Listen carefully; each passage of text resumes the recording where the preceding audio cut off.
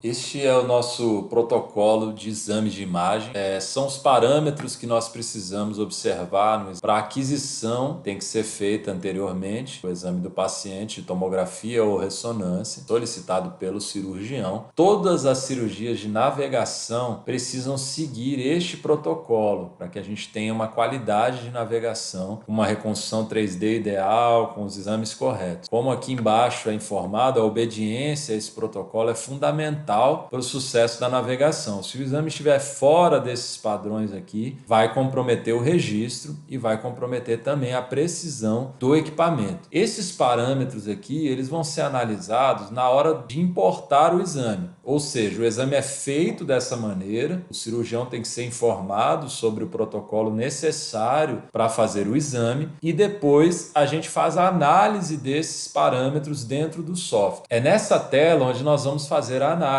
Então aqui nós temos o exame do paciente e temos aqui os exames que nós temos desse paciente. Para chegar nessa tela, nós temos um passo a passo que será ensinado na aula de importação. O que nós precisamos saber agora é que ao clicar num exame, eu tenho todos esses parâmetros trazidos aqui embaixo nas informações. Ou seja, a análise, basta que a gente verifique cada uma dessas informações aqui e compare com o protocolo que nós estamos estudando agora. Se o exame segue os parâmetros, nós vamos verificar, então esse exame está apto para importação para navegação. Aqui então nós temos o primeiro parâmetro, é a espessura de corte, chamado voxel tecnicamente, que deve ser de no máximo 1 milímetro, tanto para tomografia quanto para ressonância. Essa espessura de corte significa a largura de cada fatia do exame do paciente, seja ela axial, coronal, sagital, cada fatia deve ter no máximo 1 milímetro de espessura. E o intervalo de reconstrução, ou chamado espaçamento também, o pitch, ele deve ser também de no máximo 1 milímetro. Sendo que a gente tem um asterisco aqui que diz que se o pitch for maior que o voxel, há um gap que vai comprometer a qualidade do exame. Um gap é um salto de uma fatia para outra, onde nós perdemos informações e perdemos também a qualidade de reconstrução. Então esse intervalo pitch não pode ser maior que o voxel, ainda que os dois estejam com no máximo 1 milímetro. Deve ser observado também que a espessura, o voxel, deve ser sempre maior que o intervalo de reconstrução, o pitch. O tipo de sequência da tomografia é a aquisição padrão, default, que é a aquisição que é feita normalmente na tomografia. Independente se é setado pelo técnico a janela óssea ou uma janela para pele, para partes moles, a aquisição da tomografia ela é padrão. Na ressonância é que nós temos diversas variações de protocolo, onde a aquisição é feita em T1, T2, FLAIR, entre outros tipos de aquisição também. As aquisições que nós trabalhamos são essas três aqui, T1, T2 ou FLAIR, sendo que o FLAIR é uma variação do T2. As sequências que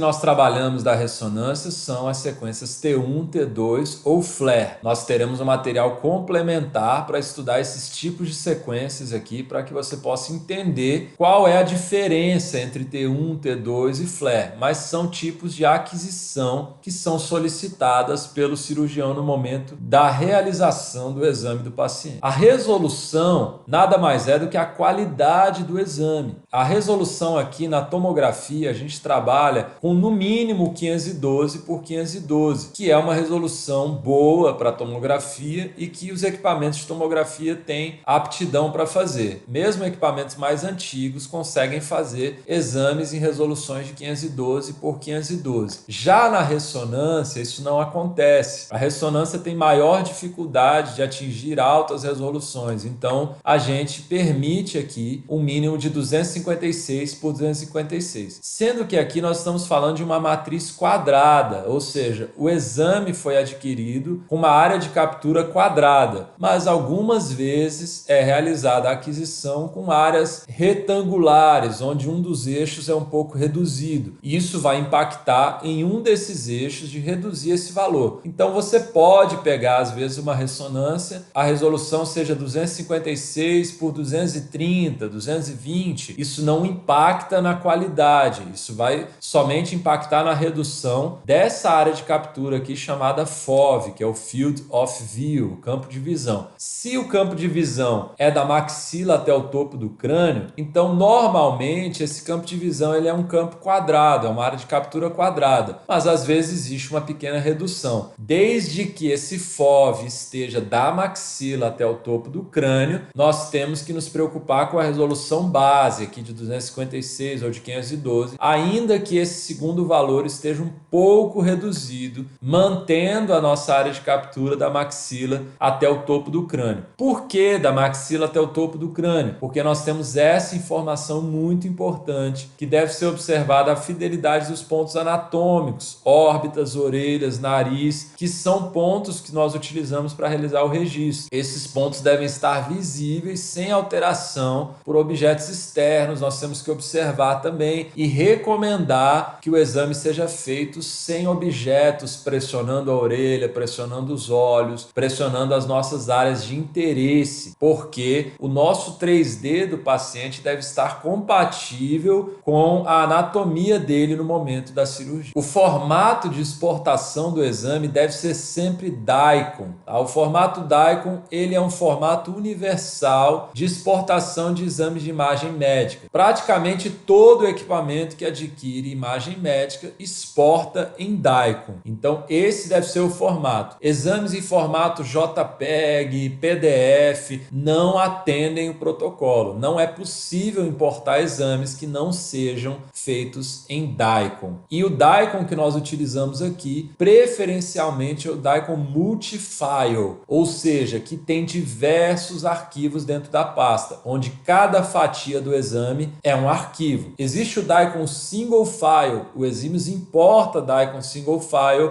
mas existe o risco de perder algumas informações. Então, a preferência é sempre por arquivos DICOM. A gravação do exame deve ser realizada em CD ou DVD e hoje já existem centros de imagem que fazem essa exportação em nuvem. Eles colocam num servidor onde o exame pode ser baixado. Sempre tome cuidado ao baixar arquivos da internet, observe se os servidores são confiáveis, realize o download e copie em um pendrive que não tenha outros arquivos, mas que seja usado especificamente para o navegador, para não ter o risco de trazer vírus para o equipamento. A validade do exame, o prazo em que esse exame deve ser utilizado é de no máximo 90 dias. Nós não devemos fazer navegações com exames de mais de 90 dias, porque existe um grande risco de alteração anatômica, alteração da lesão do paciente, entre outros fatores que podem comprometer a precisão do equipamento. Então, o exame deve ser considerado aqui no máximo 90 dias da sua aquisição, sendo que esse já é um prazo muito grande. O que nós costumamos fazer, a rotina, é de sempre avisar ao cirurgião exames que tem mais de 20 dias, 15 a 20 dias, nós já avisamos, comunicamos, para que ele saiba que aquele exame tem um prazo que está mais distante do dia da cirurgia. Então, sempre observar isso e recomendar ao cirurgião. Essa informação, ela fica contida aqui em data do estudo. Este exame aqui, como um exame de exemplo que estamos utilizando, é um exame que já está muito antigo, que não poderia ser utilizado. Sempre observe essa data do estudo para saber se o exame está antigo ou está próximo da cirurgia. O ideal é que o exame esteja o mais próximo possível da data do procedimento. Essas outras informações aqui embaixo também devem ser conferidas, como o nome do paciente e a data de nascimento do paciente, para que nós possamos ter a certeza de que estamos trabalhando com o exame daquele paciente, daquele procedimento.